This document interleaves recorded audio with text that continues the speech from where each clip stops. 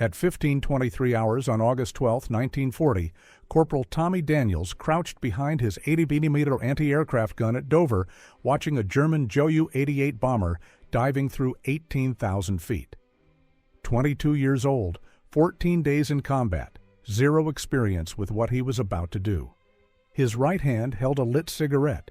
His left hand was on the fuse-setting dial. The bomber came down fast, 400 miles per hour, dropping bombs on the Dover docks, where 2,000 civilians were loading merchant ships. Tommy's 80mm crew had fired 127 rounds in 2 weeks. They'd hit one German plane. One. The temperature was 73 degrees. Clear sky. Perfect visibility. The Ju-88 dropped through 16,000 feet. Tommy took a drag on his cigarette, a lucky strike he'd bought from an American sailor 3 days ago. The tobacco glowed orange. He watched it burn, counted in his head. 1 Mississippi, 2 Mississippi, 3 Mississippi. The bomber dropped through 14,000 feet. 4 Mississippi, 5 Mississippi, 6 Mississippi. The bomber leveled off at 12,000 feet, beginning its bomb run. 7 Mississippi. The cigarette had burned exactly 1/4 inch. Tommy knew with the certainty his father had taught him on a tobacco farm in Tennessee, that the cigarette would burn another 3/4 inch in exactly 21 seconds. He did the math in his head.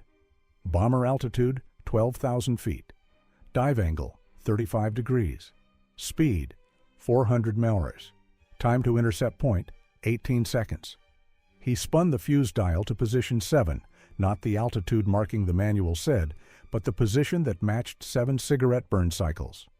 The loader, Private Eddie Walsh from London, slammed an 80mm shell into the breech. Ready. Fire. The gun kicked. Boom. The shell screamed upward at 2,700 feet per second. Tommy kept his eyes on the cigarette. It burned. 7 seconds. The shell reached 11,800 feet and detonated. The Ju-88 flew into the blast zone. The bomber's right wing tore off. The aircraft spun, shedding pieces, trailing fire. It hit the English Channel 3 seconds later. Exploded. Gone. Tommy dropped the cigarette, ground it under his boot. Walsh stared at him. "How the hell did you time that?" Tommy pointed at the crushed cigarette. 7 seconds. Always 7 seconds. Behind them, Lieutenant Morrison appeared. 31 years old, Cambridge graduate, by-the-book RAF officer who'd threatened to court-martial Tommy yesterday for smoking on duty. Morrison looked at the burning Ju-88 wreckage, looked at the cigarette butt, looked at Tommy. "Corporal Daniels, did you just time your fuse setting using a cigarette?" "Yes, sir." "That's not in the manual." "No, sir. But the manual's getting men killed." Morrison was quiet for 5 seconds. Then, "How many cigarettes do you have?" Tommy pulled out a pack. "Lucky strikes. 19 left." 19 rounds, Morrison said. 19 chances to prove your method works or prove you're insane. He looked at the sky. More German bombers were forming up over France, 30 miles away. "The Luftwaffe's coming again, probably in an hour.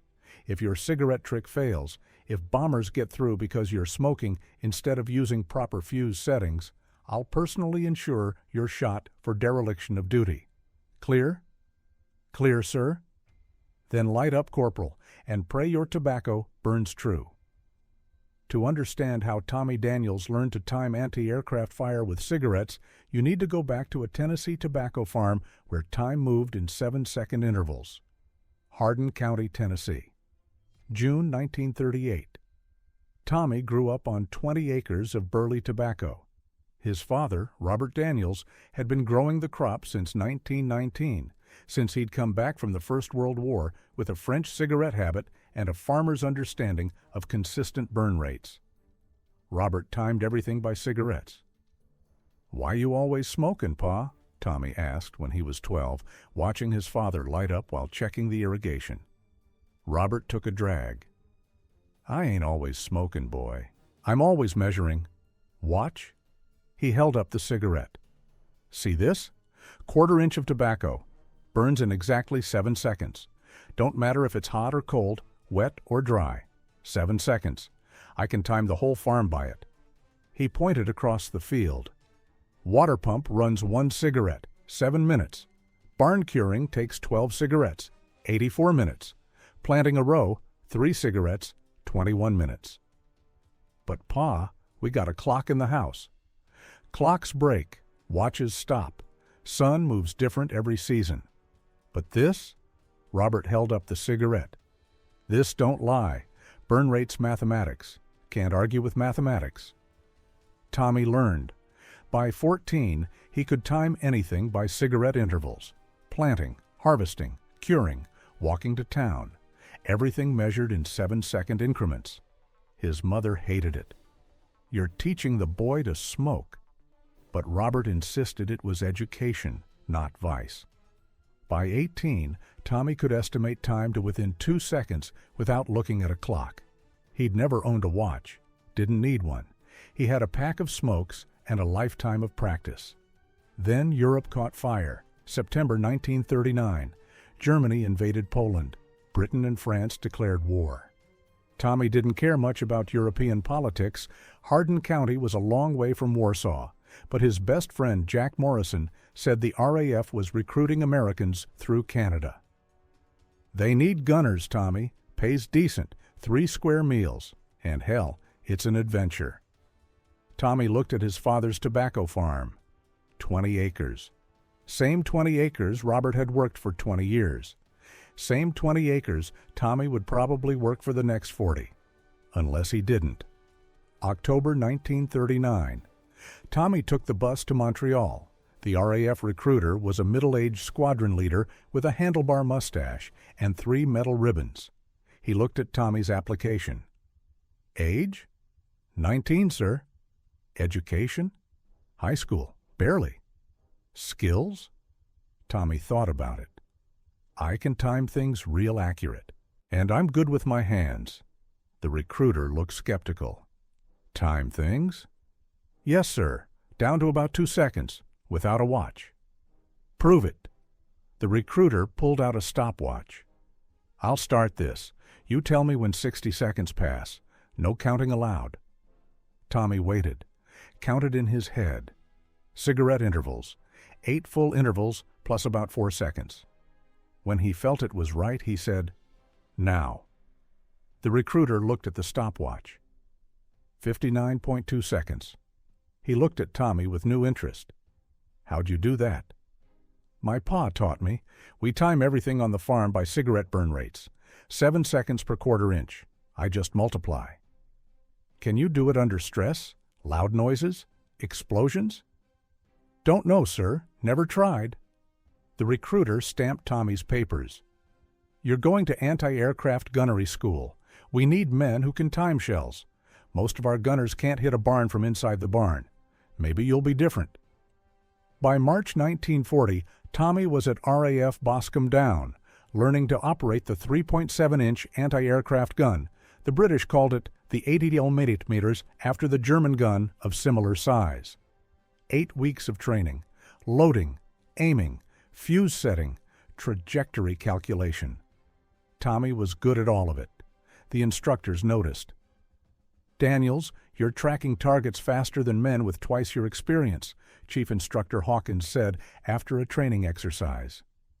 How? Just watching how they move, sir, like tobacco leaves falling. You can predict it.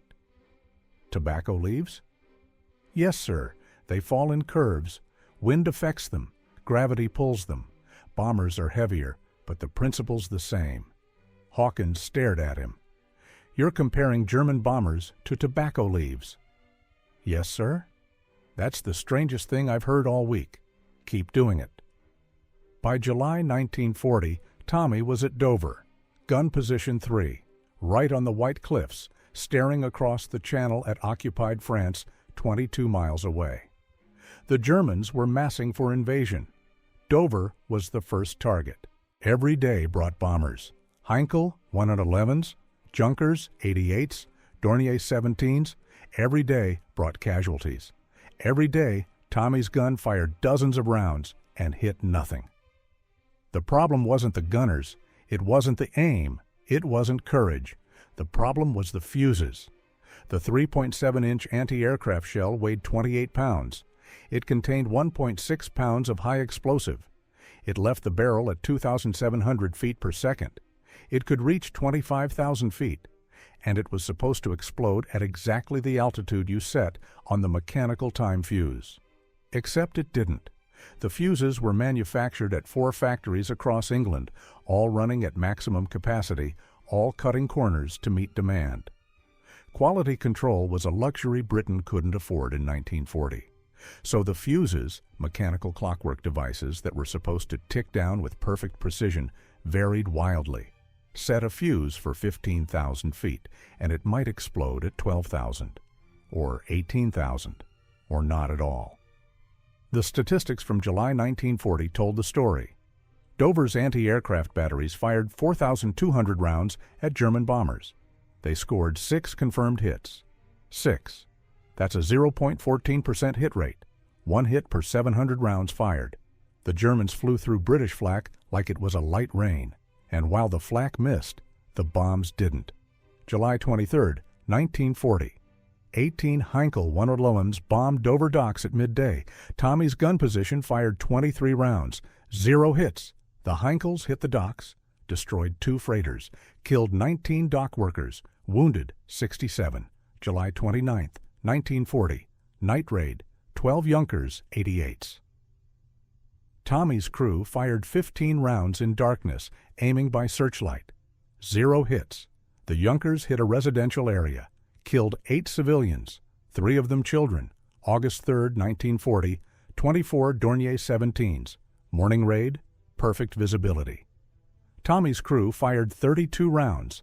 They got 1 hit, and that was pure luck. A Dornier flew through an explosion meant for a different bomber.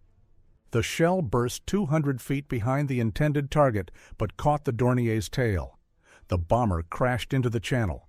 Walsh, the loader, was ecstatic. "We got one! We finally got one!" But Tommy did the math. 32 rounds fired. 1 hit. That was 3% accuracy. Better than the average, but still terrible. And it had been luck, not skill. The fuse had exploded 200 feet late. A failure, but the failure happened to coincide with a different bomber's position. Lieutenant Morrison saw the truth. "We're shooting blind, Daniels. These fuses are garbage. Half the time they explode early, half the time late. We're just throwing steel into the sky and hoping." "There has to be a better way, sir." "If there is, the War Office hasn't figured it out." That night, August 3rd, Tommy sat behind gun position 3, smoking, thinking. The gun sat silent next to him, a massive piece of machinery capable of throwing 28-pound shells 5 miles into the air. All that power wasted by unreliable fuses. He looked at his cigarette, watched it burn, 1/4 inch every 7 seconds. Consistent, predictable, reliable. Wait. He did some math on a piece of paper. If you could predict the burn rate of a cigarette, and you knew the trajectory of the shell, and you knew the approximate altitude of the target, could you bypass the mechanical fuse entirely? Could you time the shot by watching a cigarette burn instead of trusting a faulty mechanism? It was crazy. It violated every principle of modern warfare. You didn't use tobacco products to aim artillery. But then again, modern principles were getting people killed. Tommy kept working the math. A shell took approximately 4.4 seconds to reach 12,000 feet. A cigarette burned 1/4 inch in 7 seconds. So if you watched a cigarette burn for 4.4 seconds, you could predict when the shell reached altitude. But that didn't solve the fuse problem. You still needed the shell to explode at the right time. Unless you used the cigarette burn time to calibrate the fuse setting empirically. Fire a test shot, watch the cigarette, see where the shell explodes relative to where you want it. Adjust the fuse setting based on the cigarette timing. Repeat until you got it right. It would take ammunition. It would take time. It would require authorization Tommy didn't have. But it might work. August 11th, 1940. Another night raid.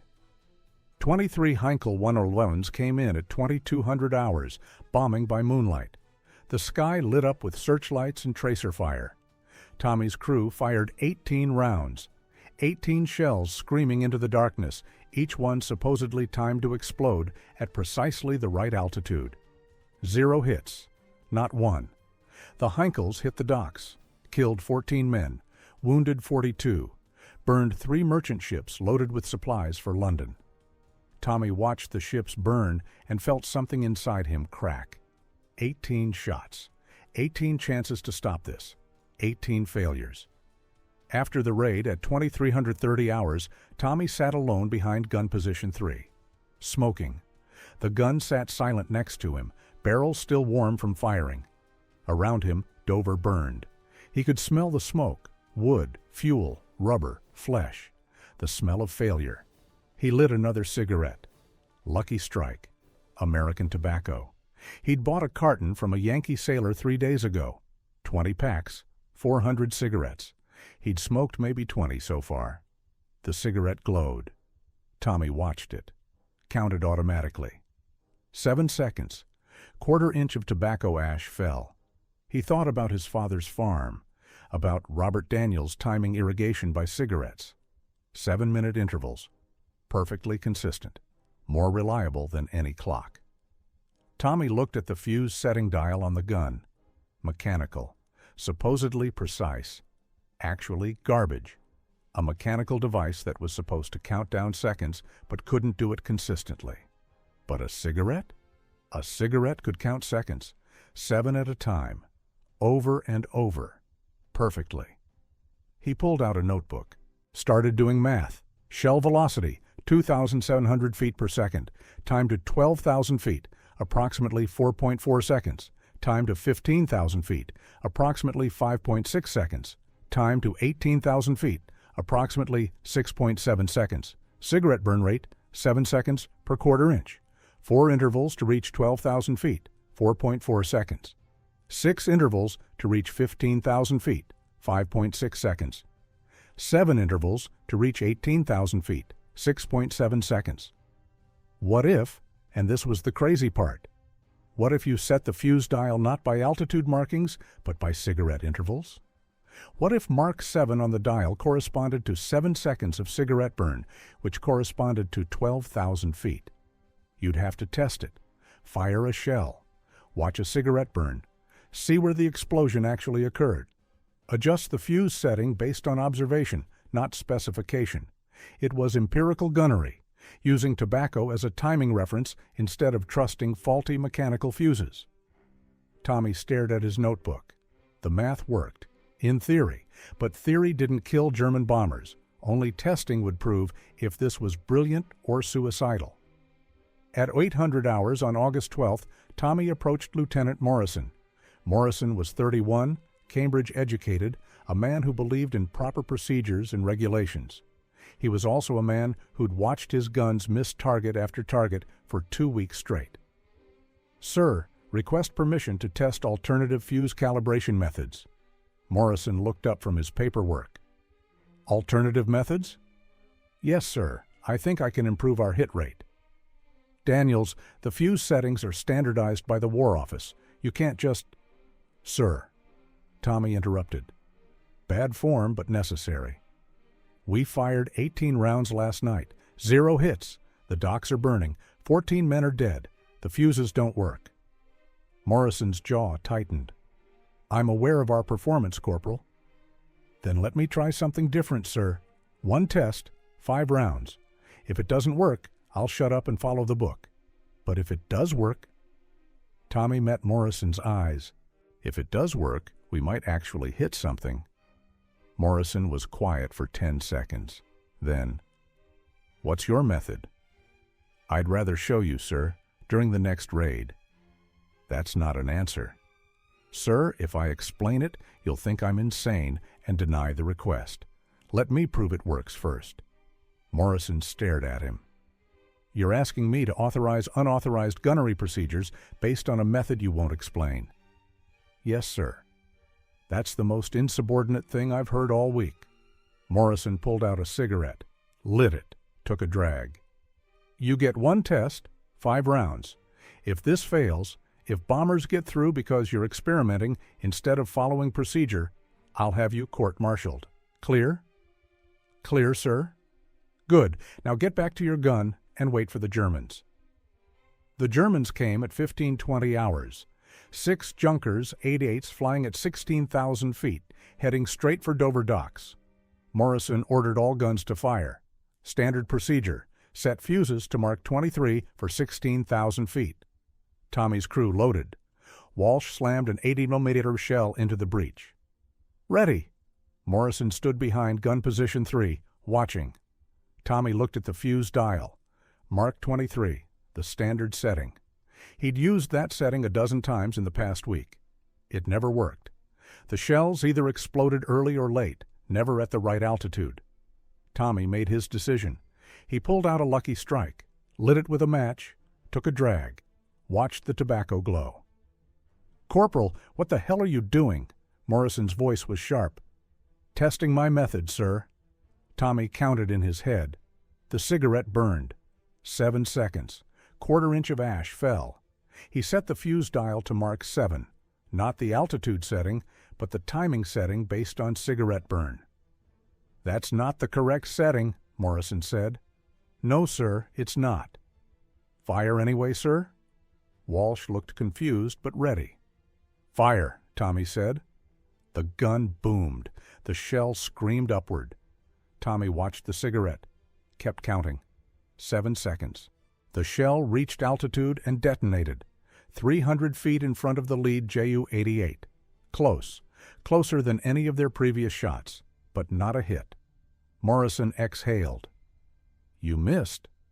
"Yes, sir, adjusting." Tommy lit another cigarette. This time he counted only 5 seconds before setting the fuse to Mark 5. Fire! Boom! The shell screamed up, burst at a slightly different altitude, 200 feet in front of the bomber, even closer. "Still missed," Morrison said. "Getting warmer, sir." Tommy lit a third cigarette. The lead bomber had passed, but a second Ju-88 was coming in, diving now at 45 degrees. Dive bombing. Faster target. Tommy adjusted his count. 7 seconds plus 2 for the dive angle. Fuse setting Mark 9. Fire! Boom! The shell burst at 14,000 feet. The diving Ju-88 flew directly into the explosion. The bomber's left wing tore off at the root. The aircraft spun, tumbled, disintegrated. Pieces rained into the channel. The explosion was visible from shore, a bright orange fireball against the blue sky. Walsh screamed, "Hit! Dead hit!" Hodges, the spotter, "He's down! He's down!" Crawford, the pointer, just stared. Tommy dropped the cigarette, grounded under his boot. Morrison stood perfectly still, watching the burning debris fall into the channel. Then he looked at Tommy, at the crushed cigarette, at the fuse dial still set to Mark 9. "You timed that shot with a cigarette?" "Yes, sir." "That is the single most ridiculous thing I have ever witnessed in His Majesty's Armed Forces." "But it worked, sir." Morrison couldn't argue with that. He looked at Tommy's cigarette pack. Lucky Strikes. "How many cigarettes do you have?" Tommy checked. 19 left in the pack. 19 rounds, Morrison said quietly. 19 chances to prove this isn't a fluke. He looked at the sky, where 5 more Ju-88s were still circling. "Keep firing, Corporal. Use your cigarettes. But if this stops working, if we start missing again, you'll stop immediately. Understood?" "Yes, sir." For the rest of the afternoon, Tommy fired 12 more rounds, using cigarette timing. The method was crude. He was still learning how to adjust for altitude, dive angles, wind conditions. But he hit 3 more bombers. 3 confirmed kills from 12 rounds. That was 25% accuracy. The British average was 0.14%. By evening, Morrison was convinced and terrified. "Daniels, what you've done here is either genius or madness. I honestly don't know which." Morrison lit his own cigarette, a nervous habit, not a timing device. The Luftwaffe is massing for something big. Intelligence says 200 bombers, maybe more. They're coming within days, maybe hours. If your cigarette method works on that scale, you might change this entire battle. If it doesn't, he met Tommy's eyes. If German bombers get through because you're smoking instead of shooting properly, a lot of people die. And you hang for it. That clear? Crystal clear, sir. Good. Morrison looked at the pack of Lucky Strikes in Tommy's hand. How many cigarettes do you have total? This pack has 19. I've got 19 more packs back in my barracks. 400 cigarettes total. 400 rounds. Morrison did the math. If you maintain 25% accuracy, that's 100 German bombers you could shoot down. If the method scales, if it works under pressure, if you don't screw it up. Yes, sir. Get some sleep, Daniels.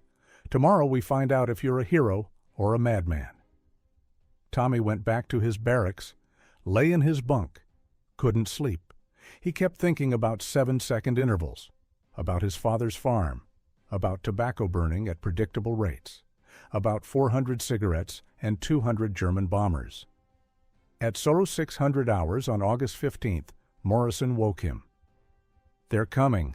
Radar shows massive formations over France, more than 200 aircraft, mixed bombers and fighters. This is the big push. Get to your gun. Tommy grabbed his cigarette packs, all 20 of them. 400 cigarettes, 400 chances. By 1500 hours, gun position 3 was ready. The crew knew the system now. Walsh loaded fast. Crawford tracked by 7-second intervals. Hodges called out altitudes and cigarette burns. At 1520 hours, the German bombers appeared. 200 aircraft, the largest raid yet. Heinkel, 111s, Junkers, 88s, Dornier 17s, stepped altitudes from 12,000 to 18,000 feet, escorted by Messerschmitt, 109 fighters. A wall of German steel and explosives heading straight for Dover. Tommy lit his first cigarette, watched it burn. This was it. The first shell burst at 15,000 feet, dead center of the lead Ju-88 formation. The bomber's left wing tore off. The aircraft spun, metal screamed. It tumbled into the channel 3 seconds later. Tommy lit his second cigarette. 19 left. Walsh slammed another shell into the breech. Ready! Fire! Boom! The shell screamed upward. Tommy counted. The cigarette burned. 14 seconds, half a cigarette. The burst caught a Heinkel 111 at 14,800 feet. The bomber's tail section disintegrated. It nosed over. Dove. Hit the water like a thrown stone. 2 down, 198 to go. The German formation didn't break. They kept coming. Wave after wave, stepped altitudes, 12,000 to 18,000 feet. The sky filled with black crosses and engine roar. Tommy lit cigarette 3. His hands were steady. The math was simple. 7 seconds per quarter inch. Always. By 1534 hours, 14 minutes into the attack, gun position 3 had destroyed 6 German bombers. 6 confirmed kills. Walsh was loading like a machine. Crawford tracked targets by cigarette intervals. Hodges called altitudes in 7-second increments. They'd become a cigarette-powered killing machine. Around them, other gun positions were firing standard procedure, mechanical fuses. Random results. Tommy watched gun position 5 fire 8 rounds in 2 minutes. 0 hits. The shells burst early. Late, never where the bombers were. But gun position 3, 6 for 8, 75% accuracy. Morrison appeared at 1538, running across the gun position, ducking as Messerschmitt 109 fighters strafed the cliffs. Daniels, whatever you're doing, keep doing it. You're the only gun hitting anything. Yes, sir. Tommy lit cigarette 9, watched it burn. A diving Dornier 17, fast target. Tommy adjusted. Quarter cigarette plus 3 seconds for the steep angle. Fuse setting 10. Fire! The Dornier flew into the burst. Exploded. Debris rained. Morrison stared. How many have you killed? 7, sir. 7. Morrison's voice was flat with shock. In 15 minutes, 7 German bombers. Yes, sir, 11 cigarettes left. Make them count. The attack intensified. More bombers, closer formations. The Germans were pressing hard now, trying to overwhelm the defenses by sheer numbers. Bombs fell on Dover. The docks exploded. Buildings collapsed. But fewer bombers were getting through. Tommy's gun was cutting holes in their formations. Cigarette 12. Cigarette 13. Cigarette 14. 3 more kills. 10 total. At 15:51 hours, Tommy lit his 15th cigarette. 5 left. The German attack was faltering. Bombers were breaking formation, turning back. The ones that pressed on were getting shredded by Tommy's cigarette-timed flak. Morrison returned at 15:57. They're retreating. The Germans are pulling back. Tommy lowered his cigarette, looked at the sky. The black crosses were getting smaller. Heading back toward France, he'd fired 15 rounds, destroyed 10 German bombers. 67% accuracy. The rest of Dover's guns combined had fired maybe 300 rounds, hit 6 bombers total, 2% accuracy. Morrison looked at Tommy's cigarette pack, 5 left. Corporal Daniels, you just changed this war. Incident 1, August 18, 1940, night raid. The Germans came back at 2147 hours. Night attack, 40 Heinkel, 1 Olivlins, bombing by moonlight and navigation beacons. The problem, you couldn't see bombers at night. Tommy stood at gun position 3 in full darkness. The searchlights swept the sky, catching glimpses of German aircraft. But you couldn't aim by glimpses. You needed sustained visual contact. Can't see them, Walsh said. How are we supposed to time cigarettes if we can't see the target? Tommy thought about it. Sound. You could hear the engines. Heinkel 111s had BMW 801 radial engines. Distinctive sound, deep thrum, 1,440 RPM at cruise. We time by sound, Tommy said. Engine noise tells you distance. That's insane. So is smoking to aim guns. Light me up. Tommy lit a cigarette. Listened. The Heinkel engine noise was loud, maybe 3,000 feet away, maybe less. He counted heartbeats. His pulse was 72 beats per minute. That was 1.2 beats per second. 6 beats per 7-second cigarette interval. He tracked the sound. The engine note changed as the Heinkel changed altitude. Doppler effect. Physics his father never taught him, but Tommy understood instinctively. Load? Can't see it, Crawford protested. Don't need to. Trust the sound. Fuse setting 12. Fire. Boom. The shell screamed into darkness. Tommy counted. The cigarette burned. 14 seconds. 2 cigarette intervals. The shell burst somewhere above Dover. A second later, an explosion lit the sky. Orange fireball. The Heinkel had flown into the burst. Bomb turned into falling debris. Holy shit, Walsh screamed. You hit it in the dark. Sound-based timing, Tommy said. Lit another cigarette. Next target. For 2 hours, Tommy's crew fired by sound. They adapted the cigarette method for night combat. Engine noise for range estimation. Cigarette burn for timing. Adjustments for Doppler shift. They destroyed 4 Heinkels that night. 4 bombers killed by a method that shouldn't work. Cigarettes and acoustics and Tennessee farm boy intuition. The rest of Dover's guns got 1 hit. Total. Morrison found Tommy after the raid. I'm writing a report to Group Command. I'm recommending your method be adopted fleet-wide. It's just cigarettes, sir. It's 67% accuracy in daylight and God knows what percentage at night. That's not just cigarettes. That's warfare evolution. Incident 2, August 24, 1940. Stuka dive bombers. The Stukas came at 13:20 hours, 12 Junkers 87s, dive bombers, the most terrifying aircraft in the German arsenal. Problem, Stukas were fast, really fast. They dove at 350 miles per hour at near vertical angles. Standard flak couldn't track them. They were in and out before you could aim. Tommy watched the first Stuka peel off at 12,000 feet, nosed over, dove, the distinctive inverted gull wings, The screaming siren, the nightmare machine that had terrorized Poland and France. He lit a cigarette. Half cigarette wouldn't work. Too slow. The Stuka would be past the burst point before the shell arrived. Quarter cigarette? Still too slow. He needed faster timing, shorter intervals. Tommy broke the cigarette in half. 3.5 seconds per half quarter. Rough math, rougher execution, but maybe fast enough. Load, the Stuka dove, screaming, 350 miles per hour. Angle, 70 degrees. Time to impact, maybe 6 seconds. Tommy watched the half cigarette burn. 3 seconds. Fuse setting 3. It was a guess, but guessing based on consistent burn rates beat guessing based on mechanical fuses. Fire. Boom. The shell burst at 8,000 feet. The Stuka flew through the explosion. Direct hit. The dive bomber came apart in midair. Wings separated. Fuselage tumbled. The siren stopped mid-scream. Walsh laughed. Manic, stress relief laughter. "You shot down a Stuka. Nobody shoots down Stukas." "Half cigarettes," Tommy said. Lit another one. Broke it in half. Fast timing for fast targets. The method worked. Sort of.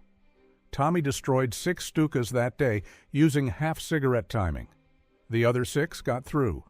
But 6 kills from 12 targets? That was 50% accuracy against the fastest targets in the German arsenal. The British average against Stukas was 0.08%, 1 hit per 1,200 rounds. That evening, Morrison brought a visitor, Wing Commander Phillips, 44 years old, 2 wars' worth of medals, the man who commanded all anti-aircraft defenses in southeast England. Phillips looked at Tommy, at the pile of cigarette butts around gun position 3, at the tally marks on the gun shield, 14 kills in 10 days. "Corporal Daniels, Lieutenant Morrison tells me you're timing flak bursts using American cigarettes." "Yes, sir." "That's the most unorthodox gunnery method I've encountered in 23 years of service." "Yes, sir." "It also appears to be the most effective method currently in use."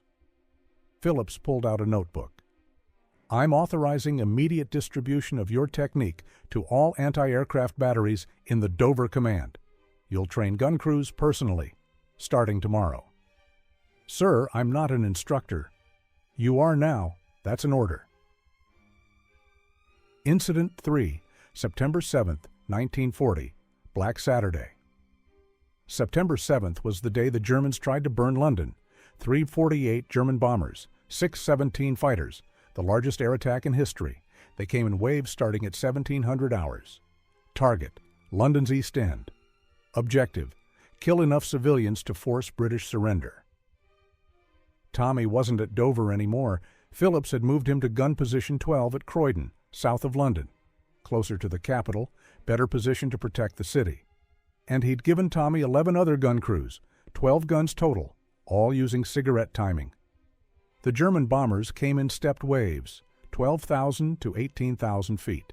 Heinkel 101s, Dornier 17s, Junkers 88s, a sky full of black crosses. Behind them, London's docks were already burning from earlier raids. Now the Germans were coming to finish the job. Tommy's 12 guns opened fire at 17:12 hours. Cigarettes were lit along the entire defensive line. 12 gun commanders, 12 packs of Lucky Strikes, 12 crews trained in 7-second intervals. It was beautiful, synchronized, deadly. Gun position 12, Tommy destroyed 2 bombers in 4 minutes. Gun position 13, Corporal Williams, 1 bomber. Gun position 14, Sergeant Davies, 2 bombers. Gun position 15, Corporal Martinez, 1 bomber. Down the line, 12 guns, cigarette timing. The Germans flew into a wall of precisely timed flak.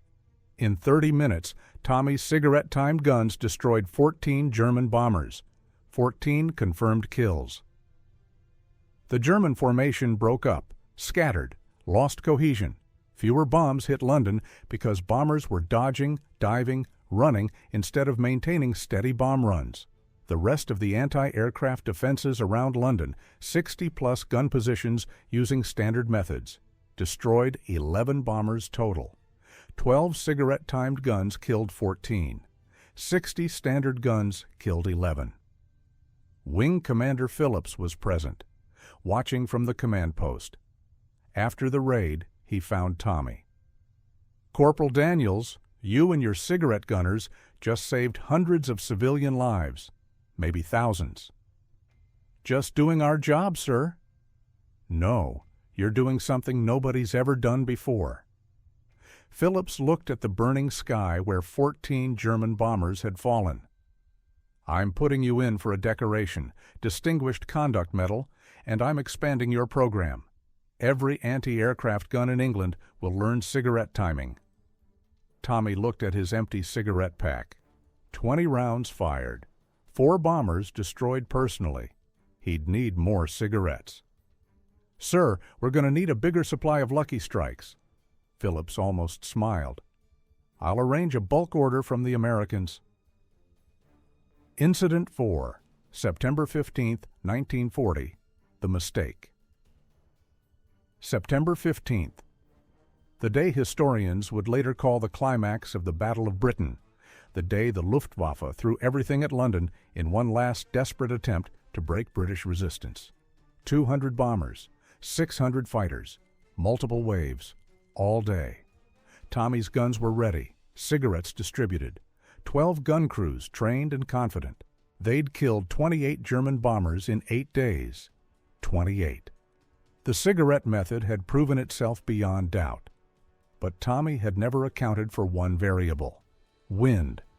The raid came at 11:30 hours, high altitude, 19,000 feet. Heinkel, 100 lumens in tight formation.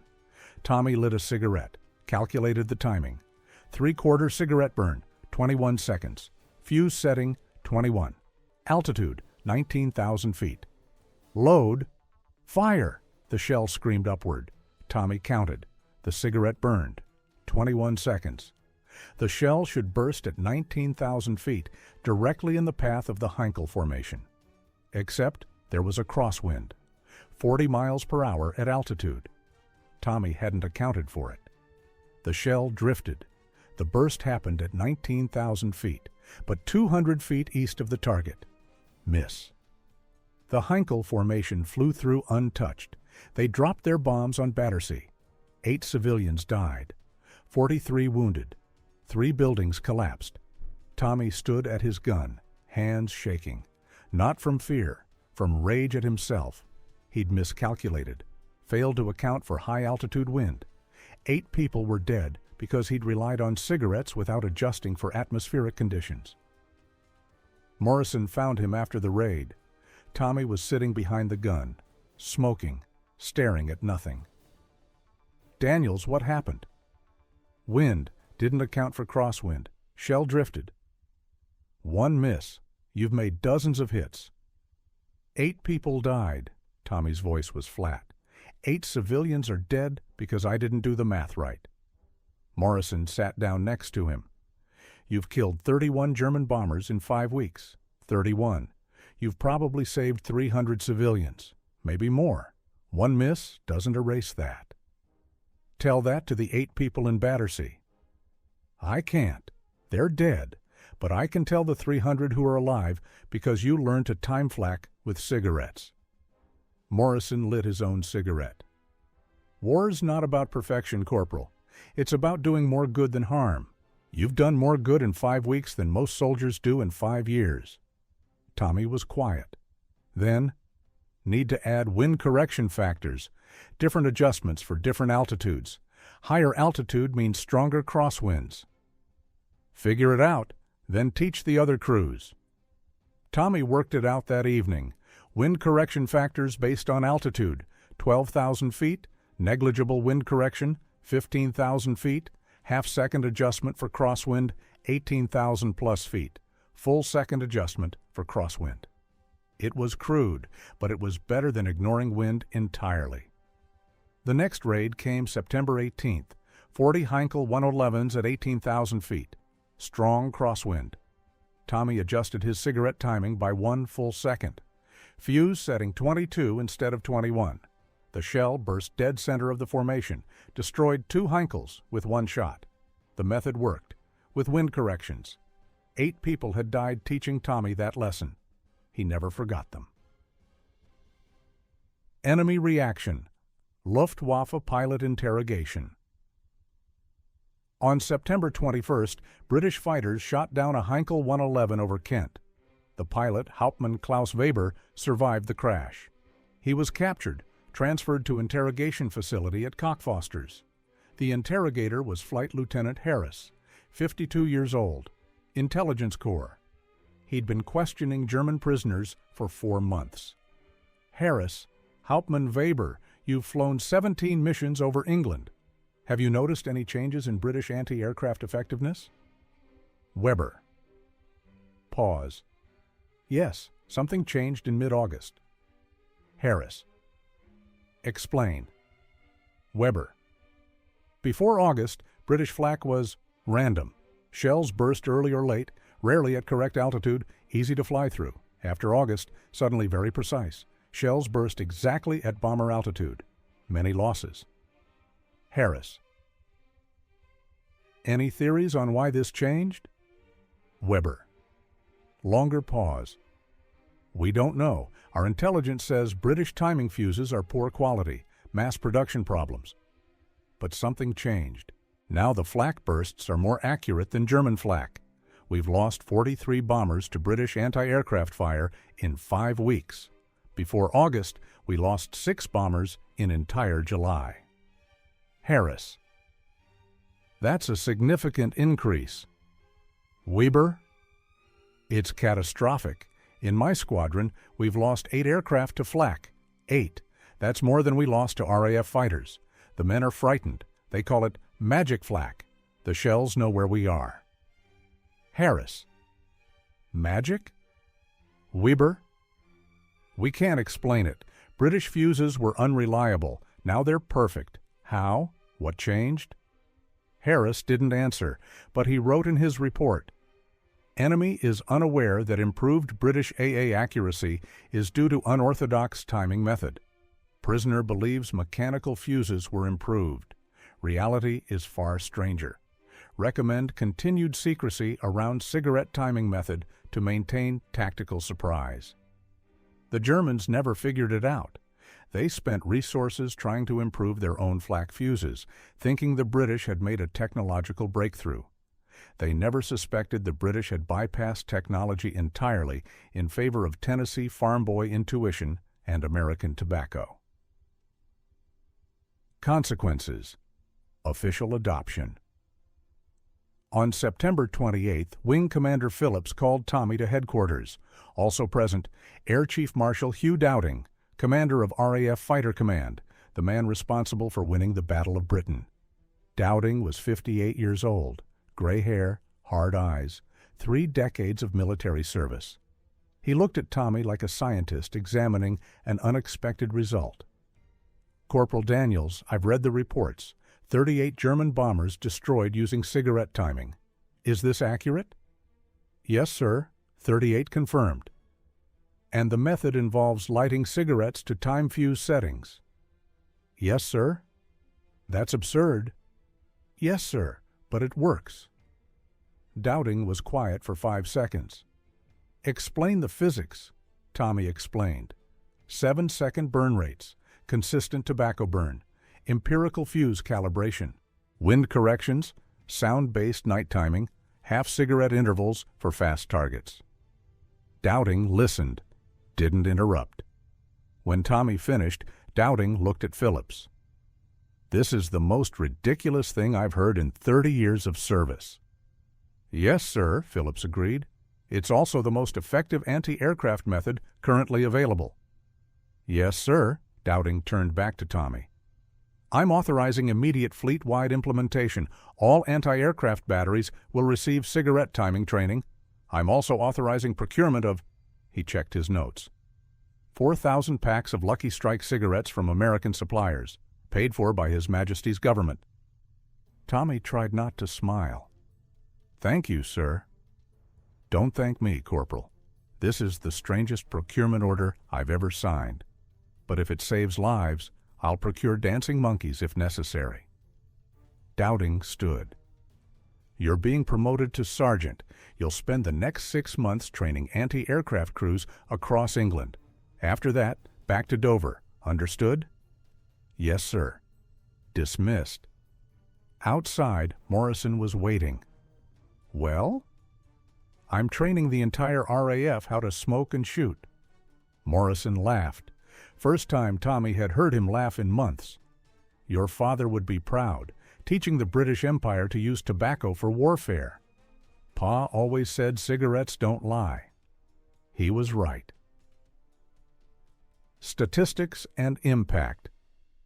Between August 12, 1940 and October 31, 1940, the cigarette timing method was responsible for destroying 183 German aircraft over Britain. 183 confirmed kills attributed directly to cigarette-timed anti-aircraft fire.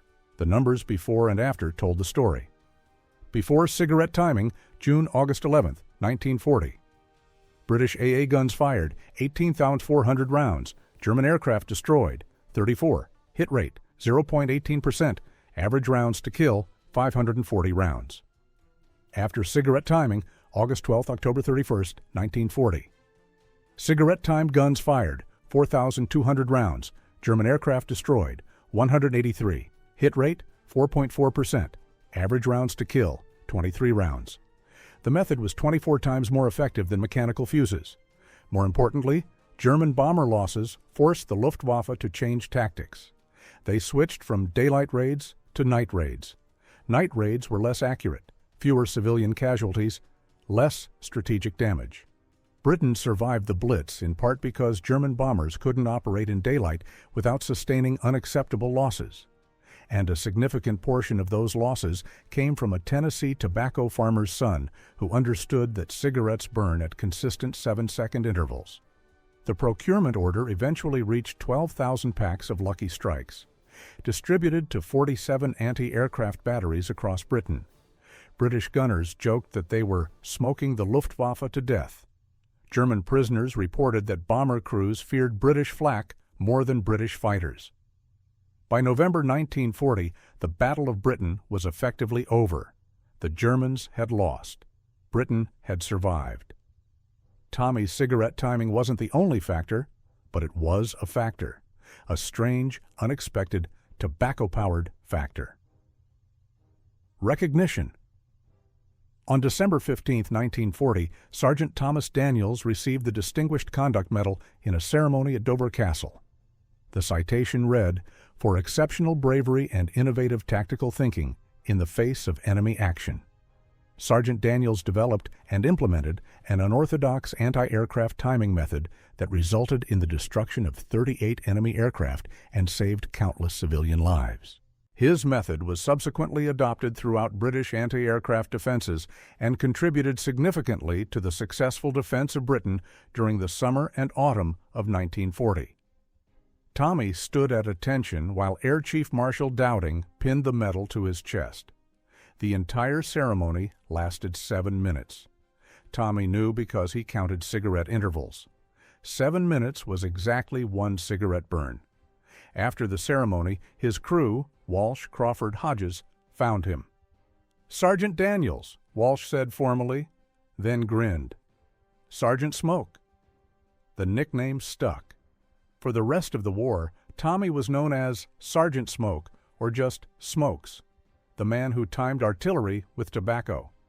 Morrison approached later. "You did it, Daniels. Changed how we fight. Not bad for a farm boy from Tennessee." "Just applied what my pa taught me, sir." "Your father must have been quite a man." "He was." Tommy lit a cigarette, watched it burn. 7 seconds. Always 7 seconds. "He always said cigarettes don't lie.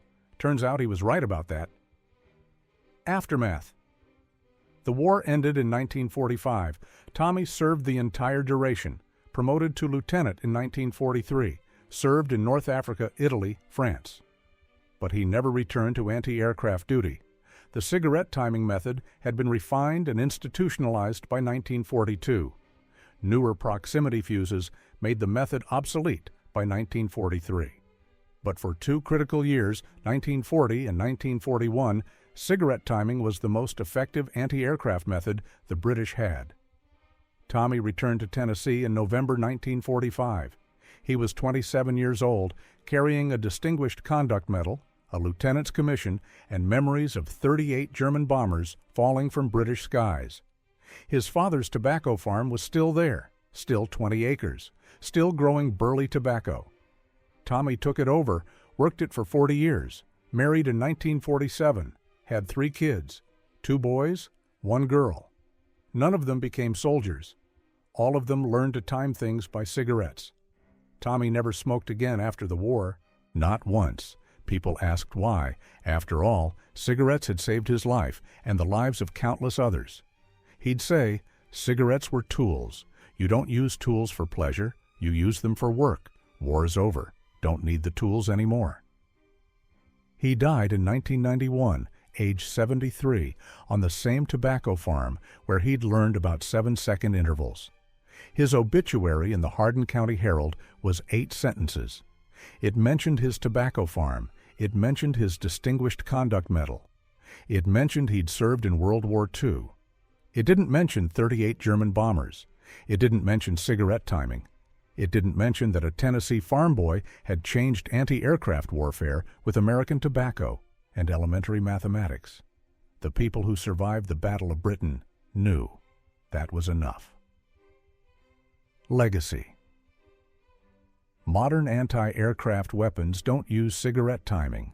They use radar, computers, proximity fuses, technology far beyond anything Tommy Daniels could have imagined. But the principle Tommy discovered remains relevant. Consistency beats precision when precision is unavailable. In 1940, British mechanical fuses were unreliable. They varied by seconds.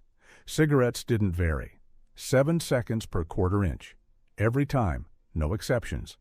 So Tommy used the consistent tool instead of the precise but unreliable tool. Modern proximity fuses work on the same principle. Bypass the timing mechanism entirely. Instead of trying to explode at a preset altitude, the shell explodes when it detects a target nearby. Different technology, same philosophy. Use what works, not what the manual says should work. The U.S. Army's Field Manual, 301.11, Air Defense Artillery, includes a historical section on improvised targeting methods. It mentions Tommy's cigarette timing in 2 sentences. During the Battle of Britain, British anti-aircraft crews briefly used cigarette burn rates as timing references for mechanical fuses. The method proved effective under combat conditions. 2 sentences. That's all. No mention of 38 bombers. No mention of 183 total kills. No mention of a Tennessee tobacco farmer's son who understood that cigarettes don't lie. In 2019, the RAF Museum at Hendon added a display on Battle of Britain innovations. Among the radar systems and fighter tactics and command and control improvements, there's a small glass case. Inside, 1 pack of Lucky Strike cigarettes, dated 1940, 1 3.7-inch anti-aircraft shell, 1 handwritten note that reads, "Cigarette timing method, August 1940, 38 confirmed kills." Tourists walk past it every day. Most don't stop. It's a pack of cigarettes and a shell in a museum full of Spitfires and hurricanes and dramatic stories. But some people stop. Some people read the card. Some people understand that sometimes the most important innovations come from the strangest places. Sometimes a Tennessee farm boy's understanding of tobacco burn rates changes the outcome of battles. Sometimes cigarettes save more lives than radar. Sometimes the most effective weapon is a pack of Lucky Strikes and a 7-second count. In Hardin County, Tennessee, the Daniels Tobacco Farm is still there. Different owners now, different crops. But the land is the same. 20 acres where Robert Daniels taught his son about pressure and time and cigarettes that burn true. There's no memorial, no marker, nothing to indicate that this particular farm produced the man who changed anti-aircraft warfare in 1940. But every year on August 12th, the anniversary of Tommy's first cigarette-timed kill, someone leaves a pack of Lucky Strike cigarettes at the farm's entrance gate. No note, no explanation, just the cigarettes. The farm's current owner doesn't know who leaves them, doesn't know the story, just knows that every August 12th there's a pack of cigarettes at the gate. Tommy Daniels would have appreciated that. Simple, consistent, like a cigarette burning for exactly 7 seconds. No fuss, no ceremony. Just the truth of mathematics and tobacco and a Tennessee farm boy who understood that some things never change. Cigarettes don't lie. Time moves in 7-second intervals. And sometimes that's enough to win a war.